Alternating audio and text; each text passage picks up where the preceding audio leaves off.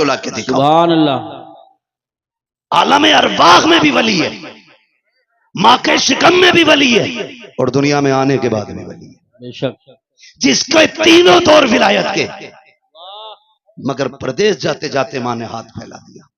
अब्दुल कादिर जी अम्मी हाथ ला रख दिया। क्या बात है, एक वादा करके जाओ, कभी झूठ नहीं बोलना, झूठ नहीं बोलना। बात देखने में छोटी है लेकिन गहराई में जाओ तो बहुत बड़ी बात थी। हाथ पे हाथ रख दिया। मां जानती थी आगे डांकू मिलने वाले, ये भी जानती थी कि अब्दुल कादिर के पास उन्हें सोना नहीं मिलेगा। मां ने कहा झूठ नहीं बोलना। अम्मा ठीक है, झूठ नहीं बोलूंगा, ये कह के चले। मां ने सीने से लगाया, रोते हुए रुखसत किया। बेटे को दर्द होता है जब बेटा मां से जुदा होता है ना, बेटे को दर्द हो ना हो लेकिन मां का कलेजा आंखों में आ जाता है। अगर कहूं तो उस वक्त में जब बेटे माओ से दूर होते हैं ना, तो मां का दिल आंखों में धड़कता है। वो आंखों से नहीं, दिल से बेटे को देखती है। घर से निकल गए, डाकुओं ने रोका, सबको पता है, सबको लूटा। बात बगदाद वाले की आई। सरदार ने बुला के पूछा कुछ है? कहा हाँ। कहा क्या? कि 40 सोने के सिक्के। किधर हैं? कहा मेरी मां ने सदरी में से ले थे। बंद तोड़ा, खन खन गिरे। डाकू के सरदार ने कहा इतना सोना सच बोल के तुमने लुटवा दिया, झूठ बोल देते तो बच जाते। मेरे गौस पाक ने फरमाया घर से चला था, मेरी मां ने कहा था झूठ ना बोलना, अगर मैं झूठ बोल देता मेरी मां से किया हुआ वादा टूट जाता। मां के वादे पर हजारों सिक्के कुर्बान, लेकिन मां का वादा झूठा नहीं करना है। तड़प गया सरदार। उसने कहा कैसा बच्चा है, कैसा बच्चा है, हम खुदा का वादा भूल गए, तू मां का वादा याद किए हुए है। तू है कौन? का मैं हसनी हुसैनी सैयद हूं, कदम पकड़ लिए तेरी नस्ले पाक में है। बच्चा बच्चा नूर का, तू है ऐने नूर तेरा सब घराना। नींद लगने लगी है? नहीं लग रही ना? तेरा सब घराना नूर का। उसने कहा हाथ बड़ा, फिर तौबा करा। कहा क्यों? कहा अगर तू इतना सच्चा है तेरा खानदान कितना सच्चा होगा। फिर तौबा की। खुदा की कसम जब उसने तौबा की तो सारे चेले आ गए। उस्ताद जी चोरी साथ की थी, फिर जन्नत में साथ जाना है, जन्नत में भी साथ जाना। और ये बगदाद वाले का कमाल था, जिसे तौबा कराते थे खाली जन्नती नहीं रब का वली बना दिया करते। फरमाया गया जितनों ने हाथ पे तौबा की थी उस दिन अल्लाह ने सबको वली बना दिया, सबको वली बना दिया। सर भला कोई क्या जाने के है कैसा तेरा, औलिया मलते हैं आंखें वो है तलवा तेरा। अलहमा कहर है गौस वो तीखा तेरा, मर के भी चैन से सोता नहीं मारा तेरा। चलूं आगे? तो ख्वाहिश है और बोलिए। कभी कभी ऐसा होता है, थके तो नहीं है, देखो एक मसला सुनना है तो सब बोलो के लिए। सुभान अल्लाह बोलो, आप जाके सुभान। मैं आपकी मोहब्बतों पे कुर्बान जाऊं। मुझे प्रधान जी ने बताया और हमारे अब्दुल रऊफ भाई ने बताया कि पूरे गांव को बड़ी बेकरारी से इंतजार था। तो मैंने कहा प्रधान जी आज रब ने आपके दस्तरखान पे टुकड़े रखे थे, आ गए। फर्क इतना है दस्तरखान तुम्हारा है, रिस्क हमारे हिस्से का था, खा लिया है। ठीक है जी, तो जो है सारे लोगों की। मैं थोड़ी देर बढ़ा दे रहा हूं बात, अल्लाह आपको सलामत रखे। मसला ये भी है प्रधान जी कि मुझे कल भी कहीं बोलना है, किसी को इतना न चाहो कि दम निकल जाए। अल्लाह आपको सलामत रखे। तो जो है सारे लोगों की। बात बढ़ाऊं जरा, कह दें या रसूल अल्लाह। मैं बात अर्ज कर रहा था कभी कभी बेटियां वो कर जाती हैं जो बेटे नहीं कर पाते। क्या आप देखें, माँ बाप बूढ़े हुए, खांसने लगे, बहू ने क्या कहा, देखो जी जब ये खांसती है ना तुम्हारी अम्मा तो हमें पलटी होती है, क्या करने का, इनको इतनी दूर कर दो कि मुझे खांसी की आवाज ना आए। तो बेटा चूंकि आजकल है बीवी का गुलाम। मैं नौजवानों एक बात कह दूं, वो औरत जो तुम्हें तुम्हारे मां की फर्माबरदारी से अलग ना करे, उसकी इज्जत में कमी मत करना। और जो बीवी तुम्हें तुम्हारे माँ बाप से अलग करने पे तुल जाए फिर उसके साथ कोई रहम ना करना। इसलिए कि बीवियां हजार मिल सकती हैं, माँ बाप दोबारा नहीं मिल सकते हैं। बेशक बेशक। और मैं तो बहन बेटियों से कहूंगा, जिसकी भी बहन हो तो मेरी भी बहन हो, किसी की बेटी हो तो मेरी भी बेटी हो। मैं तो ये कहूंगा तेरी जन्नत तेरे शोहर के कदमों में है और उसकी जन्नत मां के कदमों में है। तुझे अपनी जन्नत बचानी है ना, तो उसकी जन्नत को दूर ना करना। तू अपनी जन्नत की फिक्र कर, शोहर की जन्नत की भी फिक्र कर, वरना खुदा की कसम माँ इतनी बड़ी दौलत है, जब माँ चली जाए ना तो भरे घर खाली लगते, भरे घर खाली लगते। आसान लगता है ना, इसकी माँ नहीं है कहना। कभी यतीम से पूछो माँ बाप क्या होते, कभी उससे पूछो जिसके सर पे माँ का साया ना हो, घर कैसा लगता है। कसम खा के कह सकता हूं मैं, उम्र 70 साल हो गई हो, 80 हो गई हो, बाल सफेद हो गए हो, और फिर भी पूछो अम्मा याद आती है, वो भी रो के कहेगा आज भी लगता है जैसे चौखट पे उसे मेरा इंतजार है। आज ना मैं नौजवान बैठे मेरे सामने, अम्मा कहती है ना जरा जल्दी आ जाया कर, सुन तू इकलौता है, कोई नहीं है तेरे सिवा। कहता कम भूखा कर, मैं दोस्तों के साथ था दुश्मनों के नहीं। ये जुमले हमारे होते हैं। अम्मा को बड़ी फिक्र होती है, बड़ी फिक्र होती है औलाद की। उससे कभी गुस्से में बात ना करना यार, उसका दिल टूट जाता है। एक माँ बड़ी हसरतों से औलाद को पालती है, उसे बेवा की परवरिश का तो कोई जवाब ही नहीं।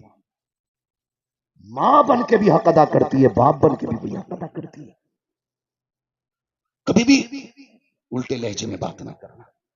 वो अगर तुमसे कहती है ना देर हो गई है जल्दी आ जाया कर, तुम कहते हो नहीं नहीं दोस्तों के साथ था। कसम खा के कहता हूं, तुम दोस्तों के लिए मां को छोड़ रहे हो, दोस्तों के लिए मां को छोड़ रहे हो आप। अल्लाह जिस दिन मुसीबत आ गई सारे दोस्त साइड में खड़े हो जाएंगे और मुसीबत में तेरे साथ तेरी मां नजर आएगी, बेशक तेरा बाप नजर आएगा। वो मुझे उस बंदे की बात आज तक नहीं भूला मैं, पैसे वाला बंदा, अल्लाह ने दौलत से नवाजा है। दौलत जब होती है ना, तो मैं अगर रब ने कसरत से पैसा दिया है ना, तो वो भी सुन ले जरा मेरी बात कान खोल के। फरमाया गया हर काम एतदाल के साथ करें, मियाना रवि रखे। पैसा कसरत से तो फिर जिंदगी होटलों में ना गुजारे, और पैसा नहीं है तो फिर लान तान किसी को ना करें। ठीक है जी, आप मियाना रविश रखें, पैसा कितने भी आ जाए दरमियानी तौर पे जिंदगी गुजारें, ताकि कल अगर बुरे दिन भी आ जाए तो कोई हमें जलील ना करे, रुसवा ना होना पड़े। बहुत ऊपर लेवल चढ़ के नहीं। आज 4 लोग जूता उठाने वाले, 5 पानी पिलाने वाले बन गए फटीचर, तो फिर लोटा भी पकड़ना नहीं आ रहा है। बहुत अच्छा पैगाम। मियाना रविश रखा करें। पैसे वाला था, दौलत दी अल्लाह ने, सैकड़ों दोस्त, अमीरों के बहुत दोस्त होते हैं, और गरीब को तो कोई वक्त पे कर्ज भी नहीं देता यार, उधार भी कोई नहीं देता। लोग उधार भी उन्हें देते हैं जो गुंजाइश वाले लोग होते हैं, कमजोर को तो हम उधार तक नहीं देते। देगा कहां से ये, देगा कहां से ये। अल्लाह ने तुझे अगर 10,000 देने की हैसियत नहीं दी, 1000 दे के काम चला दे उसका, और जब तक तू इसे ढील देता रहेगा अल्लाह तुझे हर दिन 1000 रुपए सदका करने का सवाब अता करता रहेगा। सुभान आम के आम इस्लाम में गुटलियों के भी दाम है, तो होता नहीं है ऐसे। यकीन करें, अमीर मर जाए या बीमार हो जाए, यूसुफ भाई अस्पताल, गरीब चला जाए, गरीब, तो लोग खैरियत भी इसलिए नहीं पूछने जाते कहीं कर्जा ना मांग ले, कहीं पैसा ना ले ले, और पैसे वाले की टांग टूट जाए तो सारी पड़े होंगे, फुर्सत नहीं मिलेगी, बेंच पे जगह नहीं मिलेगी बैठने की। 4 आ रहे हैं 4 जा रहे हैं, पता है जिस दिन जुड़ जाएगी घर के ही काम आएगा। मतलब ही लोग हैं हम, मतलब ही लोग। बीमारी तो छोड़ो, गरीब का तो जनाजा भी नहीं उठाना चाहते हम लोग। अल्लाह अमीरों के जनाजे में बढ़ बढ़ के कांदा देते हैं। ये इस्लाम नहीं है, ये इस्लाम नहीं है। मेरा नबी है, अरब की जमीन है, तपती हुई गर्मी है, औरत आई, उसने इशारा किया, हुजूर तपती हुई दोपहरी में उठे, जाके बातें करने लगे। बहुत देर तक बात करती रही। जब वो अपनी मर्जी से बात करके गई, सहाबा कहने लगे महबूब आपको 63 साल जिंदगी में पूरी कायनात संवारनी है, आप इतना कीमती वक्त उस पागल के लिए खर्च कर दिया, इसे कोई मुंह नहीं लगाता। मेरे नबी के नबूवत वाले होठ खुले और आका करीम ने फरमाया सहाबा जिसे कोई मुंह नहीं लगाता क्या उसे मैं भी मुंह ना लगाया करूं। सुभान अल्लाह माशाअल्लाह। मेरे हुजूर ने फरमाया जिसे कोई सीने से नहीं लगाता उसे सीने से लगाने के लिए मैं आया। ओ भाई ये सुन्नत है हुजूर की, जिसे दुनिया जलील करे तुम उसे इज्जत दो, तुम इसे इज्जत दो। मैं अर्ज कर रहा था बात बढ़ गई, कहां खोले हैं गेसू यार ने, खुशबू कहां तक है। कभी कभी बेटियां वो काम कर जाती हैं जो बेटे नहीं कर पाते। माँ बीमार हुई, बाप बीमार हुआ, बेटे ने छोड़ दिया, लेकिन बेटियां नहीं छोड़ा करती। बेटियां नहीं छोड़ा करती। अगर गलत कह रहा हूं तो बताओ। तुम जिन्हें लावारिस समझ के ना जायदाद का एक बीसा जमीन नहीं देके जाते जो उसका अपना हक है, जी जी जी, बीके भर की हवेली में एक बैठक उसे नहीं देके जाते, तुम्हें क्या लगता है? खुदा की कसम सुने, हमने जनाजे ऐसे भी देखे, जब बाप का जनाजा उठता है तो बेटियां जनाजों के साथ दौड़ी हैं कि हमें भी इनके साथ ले जाओ। अब जीने का मतलब खत्म हो गया है। जिसके घर में बेटी है, मैं नहीं जानता वो अपने आप को क्या समझता है, लेकिन इतना जानता हूं जिस बेटी के सर पे बाप का साया होता है ना, वो बेटी अपने आप को शहजादी समझा करती है, शहजादी समझा करती है। बेटियां होती हैं, हम बेटियों को लावारिस कर देते हैं। सुने बेटी क्या होती है, बात याद आ गई तो मैं ये बात कर जाऊं। अल्लाह ने एक अमीर को 4 बड़ी बड़ी फैक्ट्रियां दी। कितनी? सो गए? खत्म कर लो। कितनी दी? सारे बोलेंगे तब आगे बढ़ूंगा, वरना मेहनत कर रहा हूं। 4 दी ना? 4 बेटे अल्लाह ने उसको दिए, 4 बड़ी बड़ी फैक्ट्रियां, लेकिन कुछ अकाउंट में भी था। उसको अल्लाह ने बड़ी बेटी अता की। बड़ी बेटी हुई, उसने उसकी शादी कर दी। शादी के बाद कोई समधी से या किसी से अनबन हो गई, ठीक है ना? ये मूंछ का झगड़ा भी ना हमारी कौम को तबाह किया हुआ। सही बात। आज कोई छोटा होना ही नहीं चाहता कि भाई सलाम कर ले, का क्यों करूं, मैं उससे कम हूं क्या? मुहावरा तो ऐसे बोलते हैं, माइक में नहीं बोल सकता। हाँ, मिंबर का भी एक एहतराम है अपना। ये मिंबर रसूल है, इसकी कदर करते हैं और करनी भी चाहिए। मैं नहीं बोल सकता, कहा मैं उससे जाकर सलाम करूं। बहुत घटिया जुमला बोल के मुहावरा बोलते नहीं। फरमाया गया जो पहले नाराज भाई को सलाम करता है, अल्लाह उसके सारे गुनाह माफ फरमा दे, है ना? मरने के बाद सबको जन्नत चाहिए और जिंदगी में किसी को मतलब नहीं।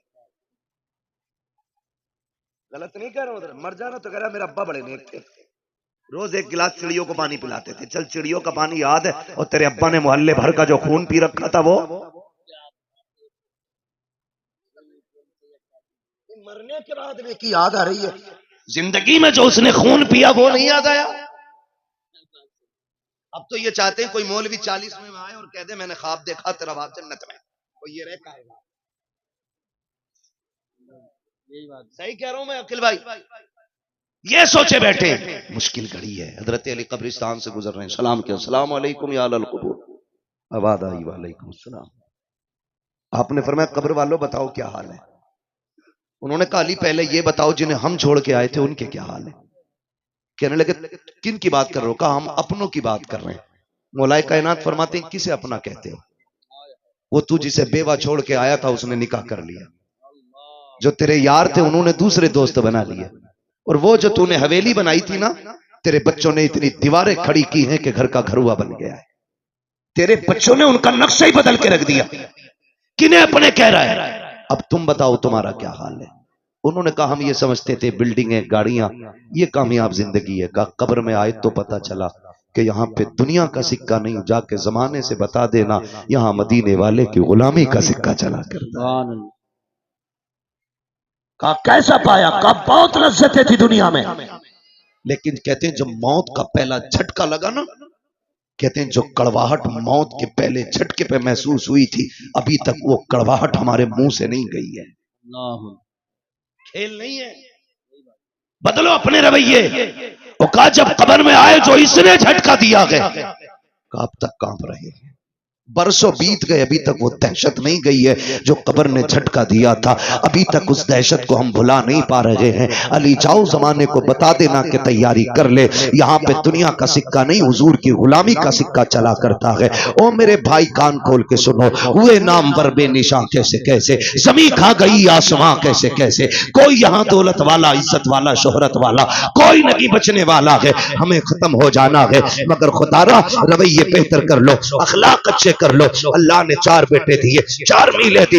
मूछ के झगड़े की खातिर 10 साल बेटी के दरवाजे पे नहीं गया, बेटी से कांटेक्ट ही खत्म कर दिए। लेकिन बेटी तो बेटी होती है। लेकिन देखो हालात बदलने में देर नहीं लगती है। अगर अच्छे दिन ज्यादा नहीं देर टिक पाते हैं तो बुरे दिन भी ज्यादा देर नहीं रुक पाएंगे। अगर बुरे दिन ज्यादा दिन नहीं रुकते हैं तो अच्छों की भी कोई उम्र नहीं होती है। अल्लाह कादिर मुतलक है, जब चाहे तब तब का पलट देता है। कभी तख्त से उठा के तख्ते पे डाल देता है, कभी तख्ते से उठा के तख्त पे बैठा देता है। ये बड़ी कादिर मुतलक है। कभी उसकी जात को ना भूलना, करने की जरूरत रखी है अपने आप को उसके आगे झुकाए रखना।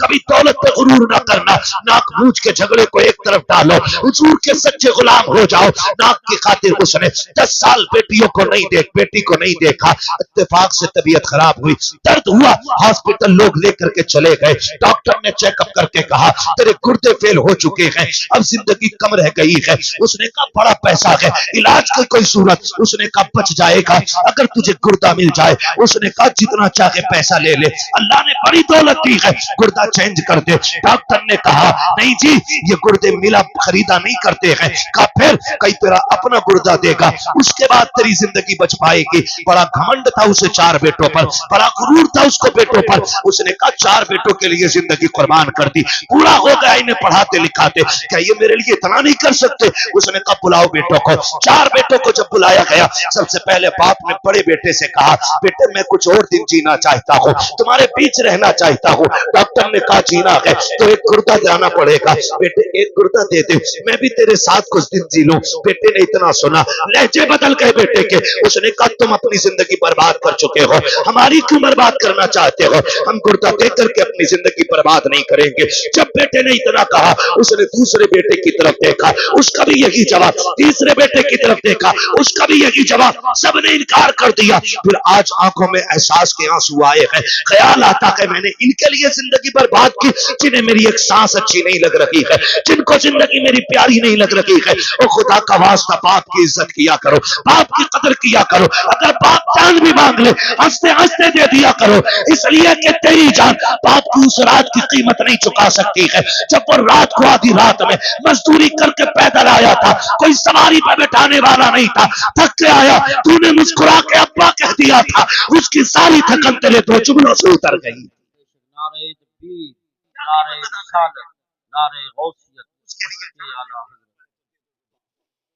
बाप है उन नौजवानों में तुमसे कह दूं, बाप एक दरख्त है, औलाद एक टहनी है। याद रखिएगा, टहनी कितनी भी मजबूत और हरी भरी क्यों ना हो, अगर जड़ से जुदा हो जाती है, तने से टूट जाती है, तो फिर वो हरी नहीं रहती है। बेशक बेशक, ये याद रखना, फिर वो हरी नहीं रहती है। जो औलाद माँ बाप के साए में परवरिश पाती है, उसके वजूद की नशो नुमाई अलग होती है। और जो बाप से दूर रहते हैं, वो जिस्म कभी फल नहीं पाते। बेशक, इसलिए कि बाप का साया ही बेहिसाब बरकत वाला होता है, बेहिसाब बरकत वाला। टूट गया बाप, डॉक्टर से कहा चल यार, मुकद्दर में जिंदगी की चंद सांसें हैं, हॉस्पिटल ले चल, इलाज कर। उसने कहा क्या इलाज करना? गुर्दे फेल, फिर आदमी खत्म। का कोई तो दवा होगी। का कोशिश करता हूं, बचना नहीं है, कुछ सांसें अगर हिफाजत से आ जाए। उसने कहा ठीक। भर्ती हुआ, बेटे लौट गए। बाप नाराज हो गया। जब ये हादसा हॉस्पिटल में हुआ ना, तो बात खानदान तक पहुंची, चलते चलते रिश्तेदारियों में पहुंची, फिर ये बात चलते चलते उस बेटी के दरवाजे तक पहुंच गई जिसके दरवाजे पे 10 साल से बाप नहीं गया था। उसके दरवाजे पे पहुंची जिसके दरवाजे पे 10 साल से बाप नहीं गया। उसे पता चला बाप के गुर्दे फेल हो चुके हैं। डॉक्टर ने गुर्दा मांगा गया, भाइयों ने देने से इनकार कर दिया कि कोई अपना ही देगा तब जिंदगी बचेगी। 6 माह के बच्चे को सीने से लगाया, 100 किलो 150 किलोमीटर का सफर करके बेटी हॉस्पिटल आ गई। बाप से नाराजी है, डॉक्टर से आके कहती फला नाम का मरीज किस वार्ड में है? का फला वार्ड में। का जल्दी कर मेरा गुर्दा निकाल और उसके डाल दे। का तू है कौन? का बस ये न पूछ, अब तो सब मना कर चुके हैं, फिर तहकीक किस बात की है? मेरा ऑपरेशन कर, तुझे गुर्दा चाहिए, मैं देने आई हूँ। बच्ची ने गुर्दा दिया, वापस जाने लगी। कुछ दिन रुकने के बाद जब वापस जाने लगी, डॉक्टर ने कहा बेटी बताना तू है कौन? का क्या करेगा पूछ के? का अगर मरीज ने पूछा तो क्या बताऊं? का कुछ मत बताना। उसने कहा नहीं बताना, मेरी भी जिम्मेदारी बनती है, कुछ तो बता के जा, कहाँ की रहने वाली है? बच्ची ने कुछ नहीं बताया। का अगर जिद करता है तो कागज कलम दे दे। बेटी ने एक तहरीर लिखी, लिखने के बाद बंद की, कहा इसको संभाल के रख, अगर निकलने के बाद मरीज खुद पूछे तब ये निकाल के देना, अगर ना पूछे तो दे मत देना, इसे फाड़ के फेंक देना। अल्लाह अकबर इतना कह के बेटी तो चली जाती है। कुछ दिन के बाद जब उसकी छुट्टी होने वाली है, पूरा खानदान आ गया, चारों बेटे आ गए, क्योंकि अकाउंट में बैलेंस बाकी था। उन्होंने सोचा मरते मरते अब्बा को राजी कर लो, लेकिन बाप बाप होता है, जब बाप की अना पे आ जाती है तो मर जाता है, लेकिन औलाद के आगे झुका नहीं करता है। बाप को यही एटीट्यूड, यही काफी है कि वो तेरा बाप है। खुदा की कसम, जब बेटे दरवाजे पे आके खड़े हुए हैं, सबने कहा था मिलना चाहते हैं, कहा मुझे किसी से नहीं मिलना है, जो लोग खिदमत थे कहा पहले वहां लेके चलो, मैं डॉक्टर का शुक्रिया अदा करना चाहता हूँ। डॉक्टर के पास बाप गया, कहा यार तेरा एहसान है, मेरे अपनों ने तो ठुकरा दिया था, तूने जिंदगी बचाई है। डॉक्टर ने कहा मेरा शुक्रिया अदा न कर, शुक्रिया अदा करना है तो उस बच्ची का शुक्रिया अदा कर जो तुझे गुर्दा दे के तेरी जिंदगी बचा के गई है। जैसे इतना सुना बेकरार हो गया, कहा कौन थी वो बच्ची, का नाम नहीं बताया, कहा कहां की रहने वाली थी, का कुछ नहीं कहा, कहा अब कहां तलाश करूं, का मैं क्या बताऊं, का कोई तो रास्ता होगा। उसने कहा याद आया, जाते जाते एक तहरीर दे करके गई थी, उसने अपने केबिन में जाकर के डेस्क से वो कागज निकाला, ला के दे दिया, कहा जाते जाते उसने ये दिया था। जैसी उसने उसको खोल करके पढ़ा है, अभी पहली लाइन पढ़ी है, चीख निकल जाती है, जमीन पर बैठ जाता है। डॉक्टर ने कहा यार बता तो सही, इस तहरीर में ऐसा क्या लिखा है कि तू खुद को ना संभाल सका। उसने कहा डॉक्टर मैं वो कमनसीब बाप हूं जो 10 साल से अपनी बेटी के दरवाजे नहीं गया था, ये जो खत है मेरी उसी बेटी का खत है। कहा इसमें लिखा क्या है, बच्ची का खत पढ़ के तो सुना, उसमें लिखा था अब्बा जी तेरी बेबस और मजबूर बेटी का सलाम, तेरी बारगाह में कबूल हो। अब्बा मैं वो कमनसीब बेटी हूं, 10 साल से तू जिसके दरवाजे पे नहीं आया। अब्बा मुझे ये नहीं पता मेरी खता क्या है, मेरा कसूर क्या है, मैंने तेरा बिगाड़ा क्या था। अब्बा जी तुझे क्या बताऊं, 10 सालों में जितनी ईदें आई हैं, दुनिया चांद देखने के लिए छत पे चढ़ती है, लेकिन मैं अपना चांद देखने के लिए दरवाजे पे आती हूँ। अब्बा जब चांद नजर आता है लोग मुबारकबादियां देते हैं, मेरे बच्चे भी आके कहते माँ सब ने तो कपड़े पहन लिए हैं, तुम कब पहनोगी, तो मैं कह देती हूँ ए बेटे जब तुम्हारा चांद दिख गया, तुम्हारी ईद हो गई है, अभी मेरा चांद नजर नहीं आया है, जब मेरा चांद नजर आएगा तब मेरी ईद होगी। अपने बच्चों से ये कह दिया करती हूँ अब्बा 10 साल हो गए तू पलट करके नहीं आया, ए मेरे बाप तूने 4 महीने बेटों के नाम कर दी, जायदाद में मुझे फूटी कोड़ी रखी थी। अब्बा मैं तुझसे नाराज नहीं हूँ, मुझे तेरी नाराजगी की वजह तो नहीं मालूम है, लेकिन मेरे बाप मैं तुझे गुर्दा देने आ गई हूँ, नाराज ना होना। अब्बा मैं तुझे तकलीफ देना नहीं चाहती, ये जो गुर्दा दे रखी हूँ ये तुझ पर एहसान नहीं किया है मैंने, ये मेरे बाप तूने 18 साल सीने से लगा के पाल लिया था, तो अगर जायदाद न थी तो क्या हुआ, 18 साल रोटी तो खिला दी थी, 18 साल बेटी कह के आवाज तो दिया था, 18 साल तूने सीने से लगा के रखा था, ये तेरा एहसान इतना बड़ा है, अगर इसी के बदले में जान भी मांगेगा अब्बा तेरी बेटी हंसते हंसते जान दे दूंगी। मेरे बाप मुझे पता चला तुझे गुर्दे की जरूरत है, बेटियों ने बेटों ने इनकार कर दिया है, अब्बा मैं तेरी बेटी ठहरी, मैं बर्दाश्त न कर सकी, मैं तुझे गुर्दा दे करके जा रही हूँ और एहसान नहीं किया है, इसकी कोई कीमत भी नहीं मांगती हूँ। अब्बा तेरी मर्जी है, ईद पे आना या मत आना, बेटी से मुलाकात करना या न करना। उसने आखिरी जुमले लिखे थे, अब्बा तेरी बेटी इतना चाहती है, अगर तू मुझसे राजी हो गया है तो इतना कर देना, जब मेरे इंतकाल की खबर तुझे आ जाए तो बेटी के जनाजे में आकर के शामिल हो जाना, इसलिए कि अब्बा अगर तू जनाजे में नहीं होगा दुनिया कहेगी ये बदनसीब बेटी का जनाजा है। मेरी ख्वाहिश तो ये है कि मेरे जनाजे में सबसे पहले लगने वाला कांधा मेरे बाप का हो, ताकि दुनिया कहे ये बदनसीब का नहीं बल्कि खुशनसीब बेटी का जनाजा जाना। अल्लाह ये बेटी होती है, बेटे को नहीं कर पाते जो बेटियां कर जाती है। इन्हीं बेटियों को बचाने के लिए मेरा नबी आया, इन्हीं बेटियों को जिंदगी मेरे नबी ने दी है, इन बेटियों पे एहसान है मेरे नबी का। और मैं कहता हूं मेरी बहन मेरी बेटी कभी तेरे सर से दुपट्टा उतरने लगे ना तो महबूब की गार की रोने वाली हालतों को याद कर लेना, कुछ भी याद ना कर सके तो वो याद कर लेना, तू तो पैदा होते ही मार दी जाती। ये जो घर में तेरी खिलखिलाहट और तेरी मुस्कुराहट है खुदा की कसम ये मेरे नबी के सदके में बची हुई है, मेरे हुजूर के सदके से बची हुई है। हुजूर ने कितनी इज्जत दे दी। तुझे बाप मार देता था, माथे पे पसीना तक नहीं आता था। जिस दिन से मेरे नबी ने कहा मेरी बेटी मेरे जिगर का टुकड़ा है, जाओ 80 साल का बुढ़ा भी रक्षा चला रहा है, उससे पूछना अब्बा ये उम्र लक्ष्य की तो नहीं है। वो कहेगा अल्लाह ने एक बेटी और दी है, घर में रह गई है, बस एक तमन्ना है उसके हाथ पीले कर दूं। खुदा की कसम आज 80 साल का बेटा मुस्कुरा के लोगों का बोझ खींच रहा है, उससे पूछ क्यों खींच रहा है? वो कहेगा मेरे नबी ने कहा है जिसने बेटी को इज्जत से रुखसत कर दिया उसकी जन्नत की जमानत मदीने वाला देके जा रहा। अल्लाह अकबर। ये इज्जत है मेरे महबूब। लोगों, हमें होश से काम लेने की जरूरत है। जिस नबी के सदके में हमें माँ मिली है, बेटी मिली है, बहन मिली है, बाप मिला है, रिश्तों की इज्जत मिली है, कदर मिली है, अपनों की पहचान मिली है, हमारे उस नबी को हमारे होते हुए कोई कुत्ता भौंक दे, हो ही नहीं सकता है, हो ही नहीं सकता है। हम तो कहते हैं हुकूमत वक्त को भी दो टोक फैसला करना चाहिए। जी जी जी। दो टोक फैसला करे हुकूमत वक्त, या तो ये कहे हम इसको कैद नहीं करेंगे या सजा नहीं देंगे, और अगर मुल्क में संविधान है, अदलिया नाम की कोई चीज है, तो सबसे पहले इस कुत्ते को उठा के फांसी के फंदे पे चढ़ाओ। बेशक बेशक। इसलिए कि मैं नहीं, पूरी दुनिया, और दुनिया का सबसे बड़ा पेज गूगल, जाके सर्च करो सबसे अच्छा इंसान कौन है, सबसे ऊपर लिखा जाता है। गूगल पे सर्च करोगे लिख के आता दुनिया के सबसे अच्छे इंसान को मोहम्मद रसूलुल्लाह कहा जाता है। सुभान अल्लाह माशाअल्लाह। बस मजबूर न करें किसी को रोड पे निकलने के लिए, मजबूर न करें किसी को रोड पे उतर करके गुस्सा दिखाने के लिए।